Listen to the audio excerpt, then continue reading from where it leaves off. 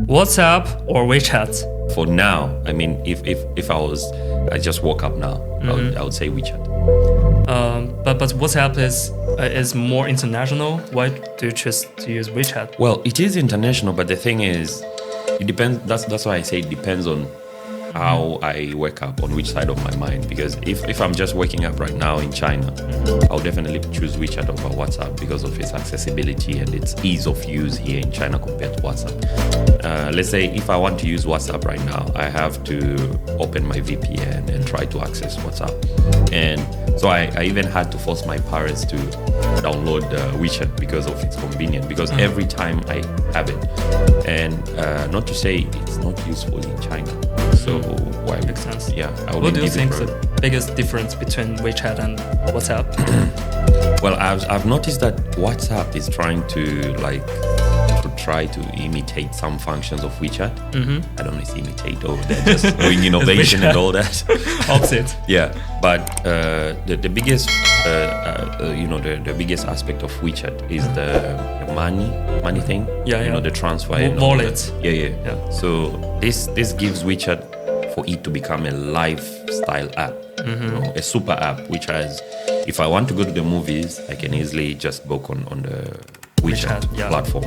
If I want to access government function, let's say pay for insurance and all that, I can do it on WhatsApp, on WeChat. But WhatsApp, you have to, it's kind of an independent platform as itself, and maybe now more people are trying to create accounts so that they can answer to customers and all that. But WeChat has it all. It's like include a lot of applications. Right. And I think the biggest thing is WeChat have the moments. Like you can share your lifestyle. It's like it's like a little Instagram. The thing is, they even warn when they put the channels thing. So now people can just do like TikTok on WeChat. And then WhatsApp is still having the old status thing, where it's just you have to upload your status and all that. And maybe WhatsApp, they try to include official accounts and all that, like clubs and all, but it's still not like WeChat. WeChat's moment and channels and just the ecosystem itself is convenient, super convenient compared to WhatsApp. Unless, I think, for a person who comes, like, let's say from the United States, they're able to now say WhatsApp, because WhatsApp in the United States is like WeChat. Probably they have more functions, but you can think of like payments. They have to depend on other things like Venmo and all that. They don't necessarily depend on WeChat. So on WhatsApp. So WeChat still, that's why it's taking number one. Okay. And also many of my interactive things, let's say my brand and all that, they are more well received on WeChat compared to WhatsApp. I can do more. Okay. So. Also, when I was in the UK, we also persuade our classmates. They're British. We persuade them to download WeChat. They use WeChat to chat with us because WeChat as a translator. So it's really convenient. So it's convenient. You see. So all those little elements of WeChat, they make it a big app. And WhatsApp, I think it was created like messaging tools, messaging app initially by the founders. But WeChat was created to become a lifestyle super app. So since inception, you can see they are on a different line, on a different path. So I think that's why WeChat, I would still say. Great. WeChat is on top. Okay. When is the last time you used cash in China? Last time I used it, maybe 2019. 2019? Or 2020. During the COVID or before? Actually, before the COVID. Actually, I came to China in 2019. So the first time. Yeah, so as I was, the line was like at the airport. So that was the last time I used cash. After that, as I said, WeChat is like, it's a lifestyle app, right? And then it has its counterparts like Alipay and all that. So here in China, I actually had a wallet before, but now I don't even know where it is. So it's because WeChat and Alipay have made, wireless or mobile, whatever they call it, mobile payments, so convenient that we just don't like cash anymore. Unless we want to take the withdraw cash and try to save. Yeah. Because then it's like also like a monster thing on WeChat. If you have cash on your phone, you always want to spend it on something. Exactly. Yes. and another thing, do you prefer to use like Apple Pay or the WeChat Pay, something like that?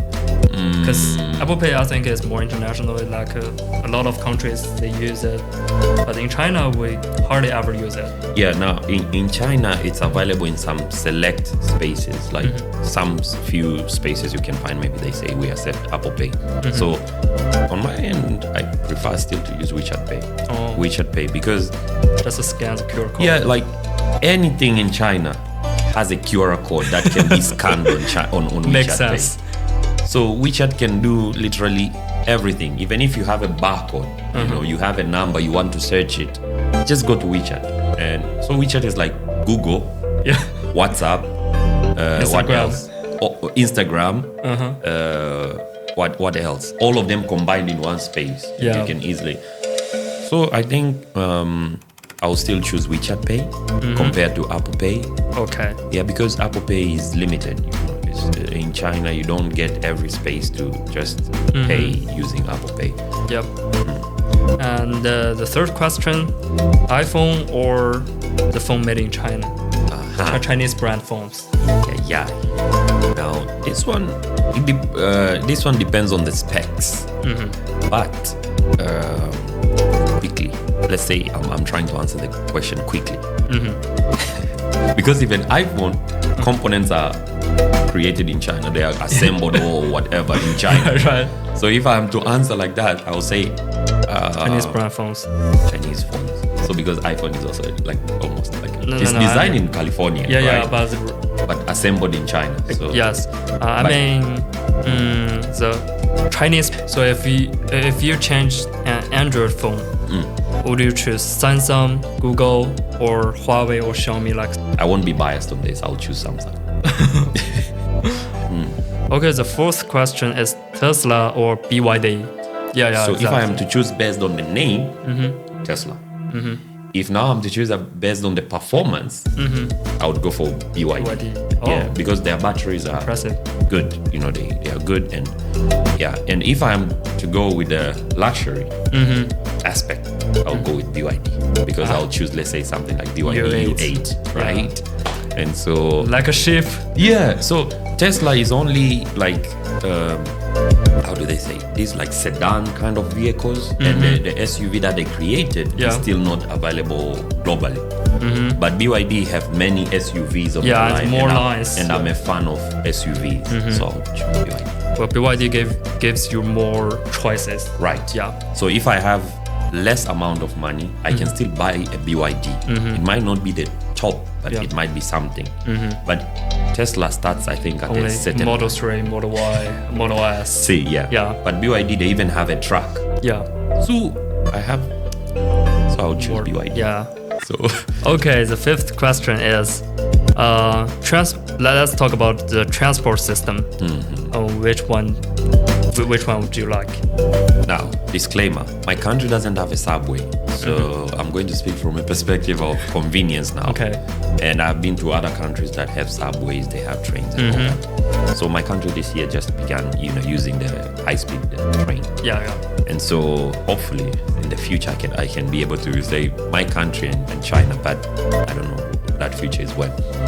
Now, to talk about the transport system, I think China's transport system. Oh, by the way, I'm studying transportation engineering, so I might be biased in trying to explain more and all that. But when we talk about the transportation system, we look at the mobility, the ease, the convenience. Yeah. And so, if I'm talking about the Chinese transportation system, I think it's very interesting and very advanced. Let's say if we decide to talk about the road networks, it has more mileage, more cover compared to any other country in the world, even compared to the United States. Because some people might try to argue, but the longest it has many kilometers compared to other countries. Oh. Yeah. And airports, we might not be biased in China because there are other countries, United Arab Emirates, US, they have good airports.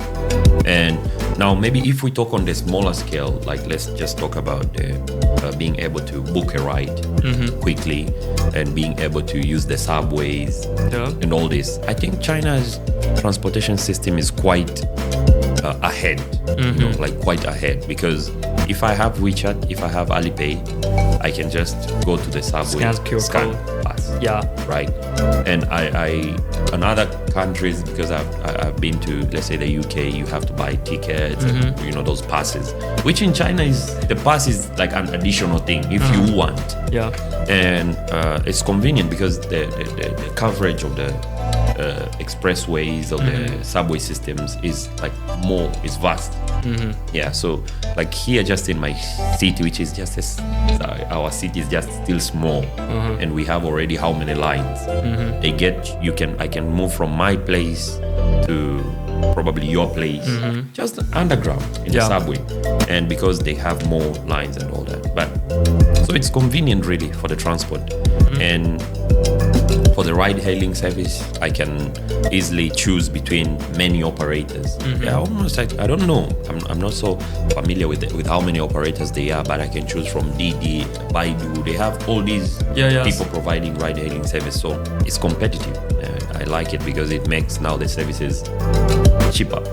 And so the compared to Uber. Yeah, compared to now the other countries, Western countries, it's like they only have one service, let's say Uber, or and then the next competitor of Uber is like a little bit low compared to Uber, so they don't have that much competition. And so I don't know, maybe the listener can say if they have more services in their country, but China is quite good in transportation system. It covers it reaches a lot of places.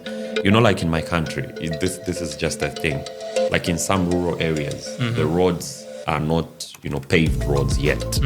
But in China, even the Nongsun, like deep in the mountains, they already have road reaching there. It doesn't matter there's users or not. Yes. But the road is there. Yeah. So I think the transportation system is vast and great in China. So if I was to pick on that aspect, I would choose China. Yeah, I won't try to be biased on my country or what, but the scale at which transportation system covers is great in China. Yeah. Okay. Yeah. What do you think? Because you have been to the UK and all that. What do you think of this concept? Like, let's say the things that you just asked. When you were choosing, did you have a challenge to when you compare? Because you have an advantage. You are a Chinese national. You're a local person. And then you have been to another country. And so live for many years. So what did you think about, like, let's say, transport? What do you think about the services and all that? The phone, the app, as you say. Well, compared to the UK, I feel like the vehicles in China even new than the UK. They are all old cars in the UK. So that's what shocked me. While I was first time went to the UK, so whoa, the cars are so old. Can they even on the road? Can they even drive? I was shocked. And then UK is not a big country, honestly. Right. Yeah. So for example, if I from Edinburgh to London, it's like 4 hours 4 hours on train. Right. And in China, if I from Xi'an to Beijing, it's like 5 hours. And I don't know the distance, so well, I think maybe the Chinese high-speed way will be high-speed train would be faster. Yeah. Maybe, I don't know. And I mean, in China, you have the highest speed compared to the UK high-speed train, right? That's another different thing. Like the high-speed way in high-speed road in China, the speed is limited, like 120. But in the UK, I think it's no limited. Yeah, maybe in Germany also no. Yeah. That's interesting. That's interesting because when you really are from different countries and you see, like, I usually look at some British brands who are selling their cars in China. Some of them have adopted to the Chinese way of producing cars, which means it's quick, it should look very nice, appealing and all that. Now, when you go back to their home countries, I don't think they sell these new models because some of these vehicles are created specifically for Chinese market. And so when you mentioned that thing, it just reminded me of how, the advancement in technology, because let's say usually the touch screen on the car, nowadays for Chinese, they're like super quick responsive. But in some countries. And also, there's one point I really like in the Europe. There's a train called Eurostar. I can buy Eurostar to cross over the Europe. That's so convenient. So expensive. They do have that train also in I think from South Africa it goes to different countries in the especially in the Southern Africa region. So it has been to Tanzania. It has been, I think, it goes to Nairobi or something. It's also just like the Eurostar, but this one is called, I think, Rovos, something like Rovos Rail. So you just book tickets from South Africa and they just move across. They move in the middle of national parks and they see animals and all that. So it's cool. Okay, it's good. So would you quickly pick WhatsApp, WeChat? Of course, WeChat. Yeah. Even in the UK, we persuade local people to download WeChat. Yeah. And now from the Chinese perspective, Tesla or BYD? Because I see many Chinese that like Teslas. Is it they like because it's an American brand or it's better than? As for the Tesla, it's more like neutral. It's a neutral brand. Also, the screen and what looks inside, it looks neutral. But BYD have their style decoration inside. So a lot of people like easy, so they choose Tesla. And as for BYD, it have so many lines. The cheapest maybe 100,000 RMB. And the most expensive one maybe 1 million. It's a big gap. So give you more choice. That's interesting. So if I'm rich enough, I think I will choose like a U8. If I have like 300,000, I will choose Tesla. If I have fewer, so I will choose. So I will choose BYD.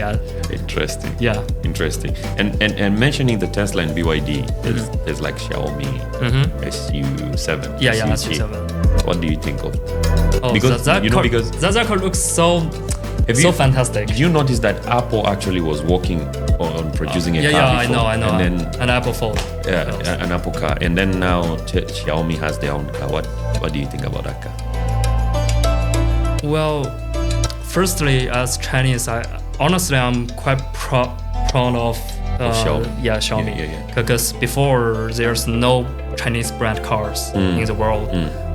But after the electronic cars, I can call it revolution. The revolution. And SU7, because I am like a fan in Xiaomi and Apple. Xiaomi, that car is designed for users. There are so many warm design. Like there's a place designed it for you put your phone. And there's some spaces designed for you put your food delivery. That's so funny. And also the system of that car is made by a phone brand. So the what's that? Interactive. It's better than other brand. That's interesting. Do you think if Apple was to, go down with because I know they have cancelled the project, if they were to go down on that line of producing a car, do you think it would Xiaomi, Apple car, Do you think they would? I would definitely choose Apple. Because I'm really a big fan of Apple because Apple is a really diversity company. Yeah, they in Apple there are so many disabled people, some what's that? Colored. Yeah. So I really like Apple. Yeah, because it's a diversified company. Interesting.